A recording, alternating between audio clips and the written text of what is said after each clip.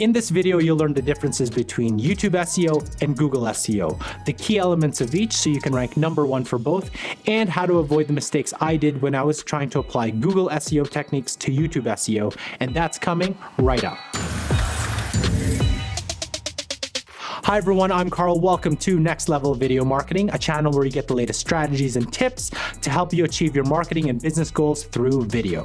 And remember, if this is your first time on this channel and you want to get the latest strategies to maximize the impact of your video, hit the subscription button below, hit the little notification bell so you don't miss anything. So what are the differences between Google SEO and YouTube SEO, and why does it matter? I actually come from the Google SEO side as a digital marketer, and the more I learned, practiced, and gained experience in YouTube, I actually saw a lot of differences. I'm going over 4 key areas on how Google ranks and how YouTube ranks, including what YouTube's main goal is versus what Google's main goal is, what are the ranking factors of each and how long it takes to rank, the differences between YouTube channel authority and website channel authority, as well as the impact of engagements in each channel. So let's begin. So for the first one, YouTube's goal is to keep people watching on YouTube. The more that people are engaged and they enjoy the content, the more likely they'll watch the next video. And obviously, the more people watch, the more there's opportunity to serve ads and make money. However, Google's goal is a little bit different, and there's 2 key points. One is they want to best answer the searcher's query or question, and number 2 is they want to best match the searcher's intent. And all the algorithms that they've done are really focused on these 2 points. By providing the best answer to the person's question, more likely that person will be using Google again. And how do you find the best answer? Is to understand what the person's actually intention was when they were doing the search. And Google's getting smarter. As you'll notice, all the answers are not necessarily going through a website, but actually found on the Google's results page. You can see this with all the featured snippets on Google, such as the knowledge graph, the question and answers, the related topics, and even straight up answers. For example, if you type in what is the time, Google will provide you the answer. Or what is the age of your favorite celebrity? The answer will be right there. You do not need to click on a link. So there's another major element that Google has to account for, which is the amount of smart speakers that are being sold around the world and the skyrocketing number of voice searches that are being performed on these speakers. Alexa, play Something's Cooking in My Kitchen by Dana on my Spotify. I can't find Something's Cooking in My Kitchen by Donna on Spotify. It's no Donna, cow. So that's why they're optimizing for natural languages to understand the nuances of the thousands of languages and dialects from around the world. So the second place that I want to compare is ranking factors. So for YouTube, it's all about which videos are keeping people watching on YouTube longer. So this includes watch time, so how long people actually watch your videos, audience retention, how many of those people actually stay until the end of your video, and average view duration, which is the total watch time divided by the number of plays and replays your video got. So for example, if a channel created a video for 2 minutes on a topic and the average watch time was 50% or 1 minute, and another channel created a similar video on the same topic for 10 minutes, but the average watch time was 25% or 2 minutes and 30 seconds, which one would probably rank higher? So the second channel with a 25% watch time still has more people watching the video and meets YouTube's goal of keeping people watching on YouTube longer. Hence, the second video has a higher chance of ranking, even though the second video has a higher audience retention. There's also click-through rates versus impressions, which means how many people who were served that video actually clicked through, which makes your thumbnail extremely important. Then there's a metric that you don't get on your YouTube analytics, but extremely important, is the overall watch time. How long did that person stay on YouTube, whether it's watching your videos or somebody else's videos? Again, meets the goal of keeping people on YouTube longer, keeping them watching, hence they can also be served ads, hence making YouTube money. And then there are some additional pieces like your titles, your tags, and descriptions, but those are secondary to the main goal of keeping people watching longer on YouTube. So how long does a video take to rank on YouTube? Well, there's actually 2 trains of thought for this.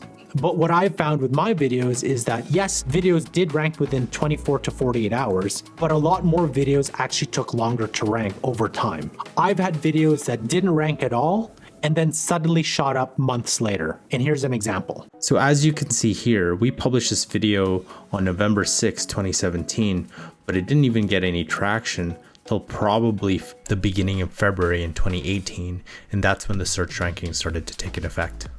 while you can rank within the first 24 to 48 hours, there is an opportunity for your videos to rank a little later as well. So let's take a look at Google's ranking factors, and there's over 200 of them. But before we begin, I actually want to go through the key pillars of Google SEO, which is content, links, and on-page SEO. So let's start with content first, because obviously without content, you can't really rank on Google. So there's actually 4 types of searches on Google: informational, navigational, and transactional. And within transactional, there's actually commercial, what we call no, go, and do.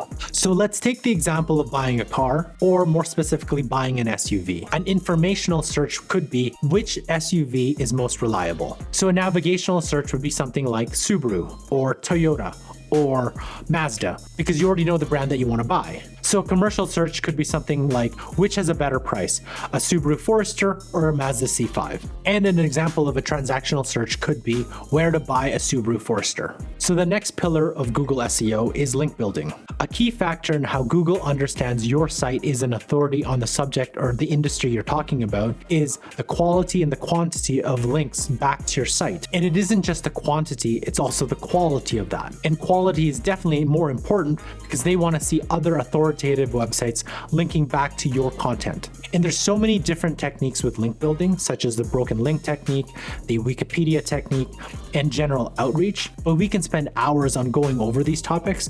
I'm actually going to leave you a link in the description by Neil Patel on some great link building techniques if you want to learn more. So the third pillar of Google SEO is technical SEO or on-page SEO. So how Google actually crawls your website and how you can optimize your content to be found on search. So this includes things like page speed, titles, meta descriptions, subheaders, images, and so on. So just like link building, we can go on for hours for best practices on doing on-page SEO and technical SEO. So I'm going to leave a great video and article by Ahrefs if you want to know more about technical and on-page SEO. So how long does it usually take to rank on Google? From my experience, as well as the findings and research from other Google SEO experts, it usually takes anywhere between 6, 12 to 18 months. And unlike YouTube SEO, ranking on Google with an article just takes a little longer, with the number of backlinks that your article needs to build, as well as the impacts of your website and on-page SEO. So the next area of comparison is channel authority versus website authority. So on YouTube, channel authority does matter, especially with the number of subscribers a channel has. For example, when a channel has hundreds and thousands of subscribers, a recently published video has more opportunity to get watched because of the number of subscribers. Compare that with a channel that has maybe only 100 or 200 subscribers. There's less opportunity for that channel's recently published videos to reach as many people as the first channel. And the second piece to this is how long your channel has been producing videos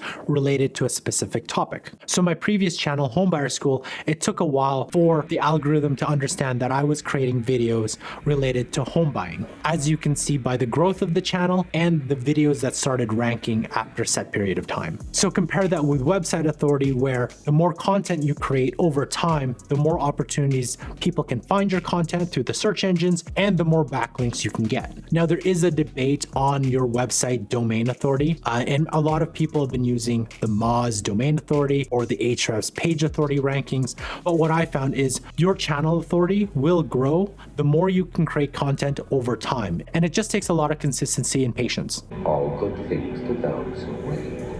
So the final piece is engagement. For YouTube, it's obviously watch time, audience retention, and likes, comments, and shares. The more people engage with your videos, the more likely they'll go out and watch the next video and other videos on YouTube, hence meeting Google's goal of keeping you on YouTube watching longer. Compare this with Google's measurement of engagement, which there isn't much likes and shares, but more of how long people stay on your site rather than pogoing or bouncing off, which tells Google that the website that that person clicked on matches their intent and best answers their question, which we talked about earlier. So now we know the differences. What are the similarities for both? And from my experience, it's by providing the best content that answers the question, solves the problems, and addresses the issues that the searcher is looking for, whether it's on YouTube or it's on Google. The second piece is that consistency and patience make a difference, because there's no way you can rank on Google or on YouTube just with one video and one article. A lot of this takes months, if not years. And there's been so many analogies to this, like it's not a sprint, it's a marathon, or it's a war of attrition. You've got to be prepared to commit, whether you're trying to rank on YouTube or trying to rank on Google, be prepared to commit for at least 12 to 18 months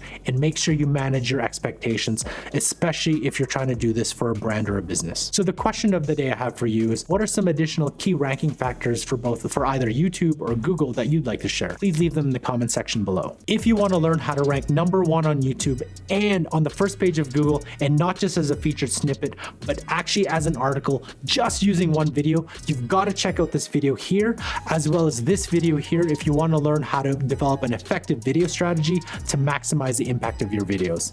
Thanks for watching, and I'll see you in our next video.